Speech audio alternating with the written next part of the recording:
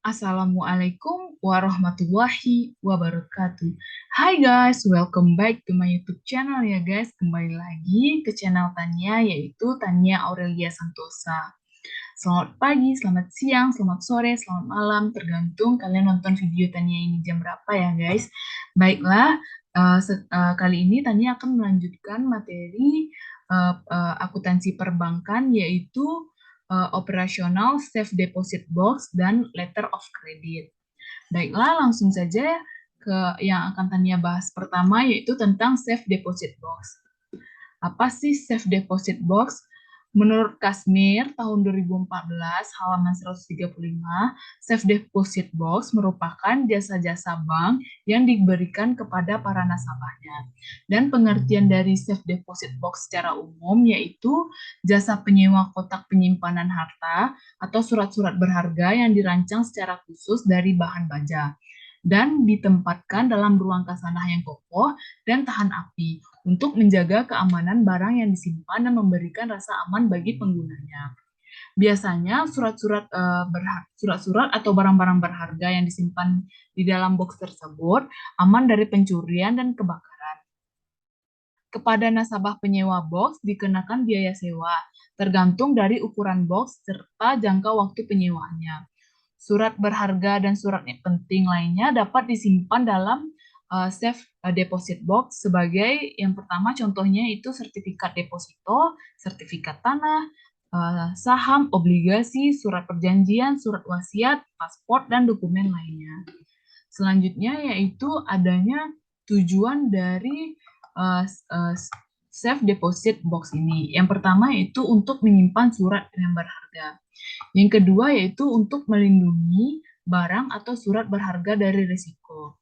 Yang ketiga yaitu lebih fleksibel, dapat berbagai ukuran sesuai dengan kebutuhan nasabah. Yang keempat yaitu menjaga kerahasiaan barang-barang yang disimpan dan lebih aman.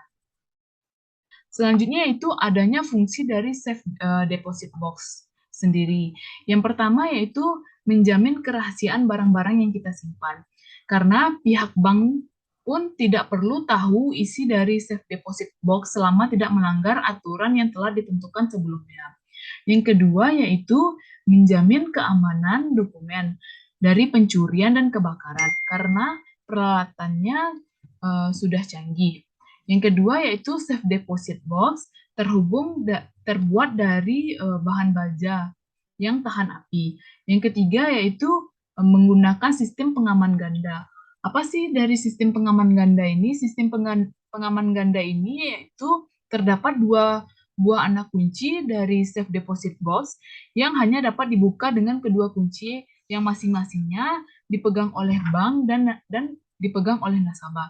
Safe deposit box sendiri dapat dibuka oleh pemiliknya saja. Selanjutnya yaitu adanya mekanisme dari deposit box. Yang pertama yaitu adanya syarat-syarat kontrak sewa deposit box. Yang pertama yaitu penyewa harus jujur menurut penilaian bank yang bersangkutan. Yang kedua yaitu pengontrak memberi jati dirinya sebagai contoh yaitu fotokopi KTP, SIM, dan paspor. Yang ketiga itu pengontrak menandatangani surat perjanjian. Yang keempat yaitu pengontrak harus membayar uang kontrak terlebih dahulu. Yang kelima yaitu penyimpanan dan pengambilan barang simpan hanya dapat dilakukan oleh pengontraknya saja.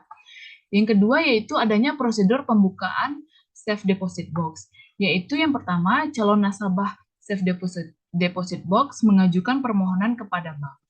Yang kedua itu calon pengontrak menandatangani surat perjanjian. Yang ketiga yaitu pengontrak membayar terlebih dahulu uang kontrak. Yang keempat itu pengontrak harus mengembalikan kunci boxnya apabila kontraknya sudah habis. Yang kelima itu apabila pengontrak meninggal dunia, tentunya yang berhak mengambil simpanan adalah ahli waris yang sah. Yang ketiga itu pengamanan dari safe deposit box. Yang pertama itu pengontrak safe deposit box dilakukan secara selektif. Yang kedua yaitu perjanjian kontrak safe deposit box harus jelas dan mengikat. Yang ketiga yaitu penyimpanan dan pengambilan barang yang disimpan dalam ruangan safe deposit box. Safe deposit box dan ruangannya didesain sedemikian rupa sehingga kuat dan aman. Master key dan kunci boxnya harus sulit dipalsukan. Yang keenam itu master key dipegang oleh karyawan bank, sedangkan kunci boxnya dipegang oleh nasabahnya sendiri. Yang ketujuh yaitu ruangan safe deposit box hanya dapat dimasuki oleh petugas dan para nasabah. Yang kedelapan yaitu master key harus disimpan dengan baik di kantor bank yang bersangkutan. Selanjutnya yaitu adanya biaya menyewa safe deposit box. Biaya sewa di sini maksudnya yaitu tergantung ukuran box yang diinginkan serta jangka waktu sewanya. Biaya sewa dibayarkan biasanya per tahun.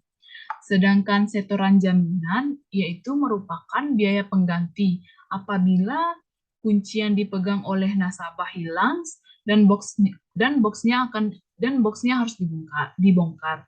Akan tetapi jika tidak terjadi masalah, maka apabila safe deposit box diperpanjang setoran jaminan dapat diambil kembali.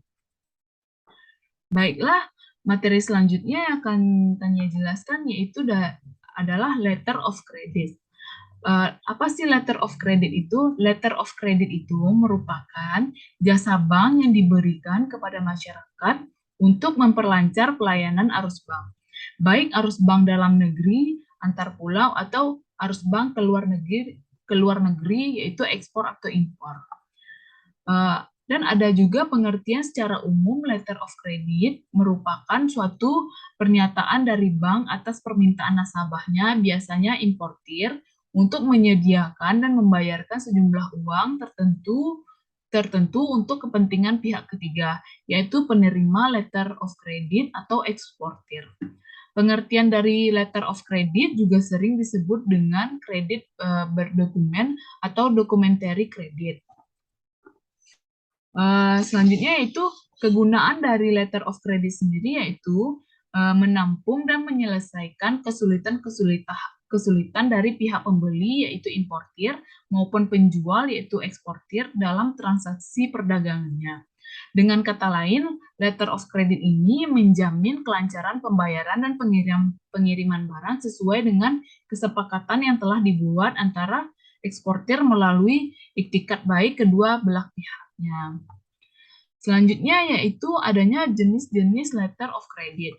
Yang pertama yaitu adanya revocable dari letter of credit, yang merupakan letter of credit yang setiap saat dapat dibatalkan atau diubah secara sepihak oleh bank pembukanya atau opening bank, tanpa pemberitahuan terlebih dahulu. Yang kedua yaitu adanya irrevocable letter of credit, merupakan kebalikan dari revocable letter of credit, yaitu letter of credit yang tidak dapat dibatalkan atau diubah tanpa persetujuan dari semua pihak yang terlibat. Yang ketiga yaitu adanya signed letter of credit, merupakan letter of credit yang yang syarat pembayarannya dapat langsung pada saat dokumen diajukan oleh eksportir kepada advice bank. Yang keempat itu adanya usage letter of credit, merupakan letter of credit yang pembayarannya baru dilakukan dengan tenggang waktu tertentu, misalnya 1 bulan dari penggapalan barang atau 1 bulan setelah penunjukan dokumennya.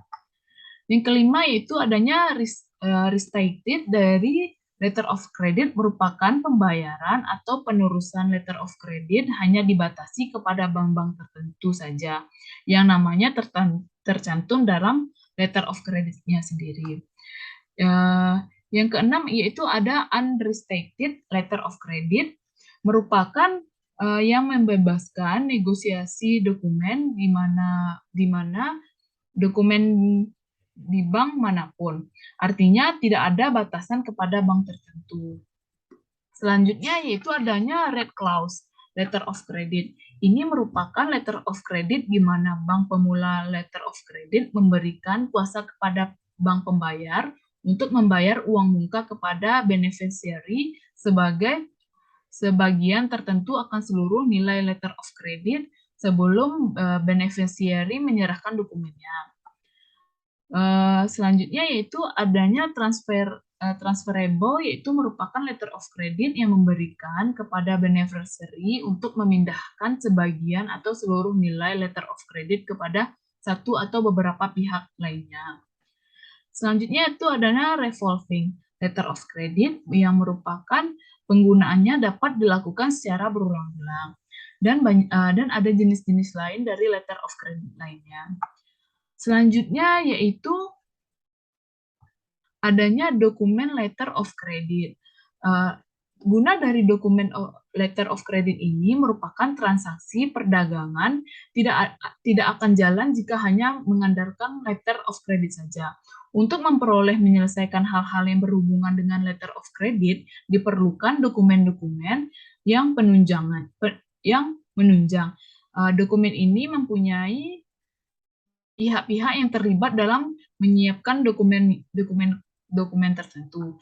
Yang pertama yaitu bill of lading, yang kedua yaitu commercial invoice atau faktur perdagangan, yang selanjutnya itu ada packing list, ada weight note, ada measurement list, ada insurance certificate, ada consular invoice, ada brochure leaflet, ada supplier report, ada manufacturer certificate, ada certificate of origin, ada certificate of origin, ada processing lisensial, ada instruction manual. Selanjutnya yaitu adanya mekanisme dari letter of credit sendiri. Mekanisme dari letter of credit sendiri yang pertama yaitu importir dan eksportir mengadakan perjanjian dan persetujuan barang yang tertuang dalam sales kontak. Yang kedua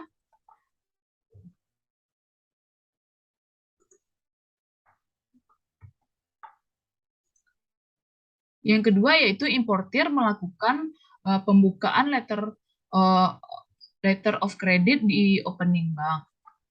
Yang ketiga, berdasarkan aplikasi importir, opening bank meneruskan letter of credit ke advising bank. Yang keempat yaitu letter of credit, berikutnya dokumen diserahkan oleh advising bank kepada eksportir. Yang kelima itu setelah menerima dokumen dari advising bank, maka eksportir mengirim barang kepada importir sesuai perjanjian. Yang keenam itu setelah menerima dokumen dari advising bank, maka eksportir mengirim barang kepada importir sesuai perjanjian. Yang ketujuh yaitu advising bank akan melakukan pembayaran setelah mempelajari dokumen yang diserahkan ke eksportir yang telah memenuhi syarat. Yang kedelapan yaitu advising bank meneruskan dokumen pembayaran dan pengapalan barang kepada opening bank untuk menerima pembayarannya kembali.